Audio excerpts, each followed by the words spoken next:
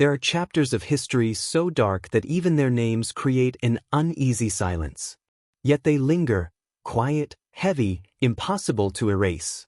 And among them stands one of the most feared punishments of Imperial China. Lingchi. To some, death by 1,000 cuts. To those who lived under the Qing dynasty, it was more than a sentence. It was a warning that echoed across a vast empire. In ancient China, loyalty was everything. A son obeyed his father. A subject obeyed his emperor. Order was sacred, hierarchy unquestioned, and the one who ruled was seen as the son of heaven.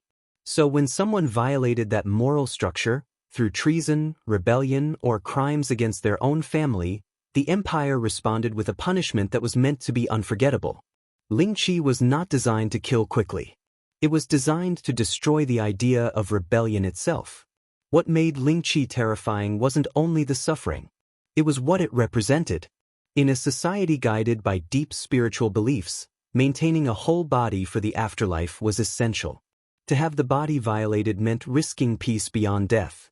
That idea alone broke the will of many long before the sentence was carried out. Fear wasn't just a side effect, it was a strategy. A way for the emperor to rule without question. But Lingchi didn't exist merely to punish the guilty. It existed to send a message. The Qing dynasty ruled millions of people spread across mountains, deserts, and cities. Rebellion could rise overnight. So the emperor relied on something more powerful than armies. He relied on fear. When word spread that someone had been sentenced to Lingchi, it traveled like a storm. Villagers whispered, officials stiffened, and families prayed never to face imperial anger. Those who witnessed the punishment rarely forgot it. Crowds gathered not out of cruelty, but because witnessing was seen as a lesson. It was a public reminder of where power lived. Silence filled the air, heavy and tense, as people watched the empire demonstrate its authority. They understood the message clearly. This is what happens when order is broken. Yet behind the stories, there was always a human being. Someone with parents, memories, regrets. Some were criminals. Some were rebels. Some were victims of political schemes. In the world of imperial politics, where rivals constantly fought for influence, accusations could become weapons. And Lingchi could become the final blow against someone who simply stood on the wrong side of power. History remembers punishments, but it often forgets the people. The tales of Lingchi eventually spread beyond China. Travelers carried exaggerated versions back to Europe, turning fact into legend and legend into horror. But the truth was rooted in something deeper than brutality. It was rooted in control. Every empire has used fear in its own way. Lingchi was the Qing dynasty's most extreme expression of that ancient tactic.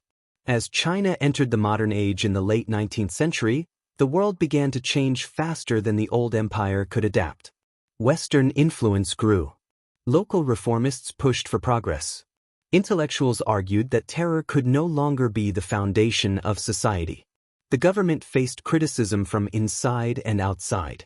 And slowly, the realization spread that a new world required new laws. In 1905, the Qing dynasty abolished Lingchi.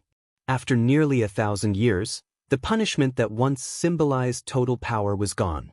Just 6 years later, the dynasty itself collapsed. It was as if the end of Lingchi signaled the beginning of the end for the old imperial order. A new China was emerging, one that could no longer rely on ancient fear to hold itself together.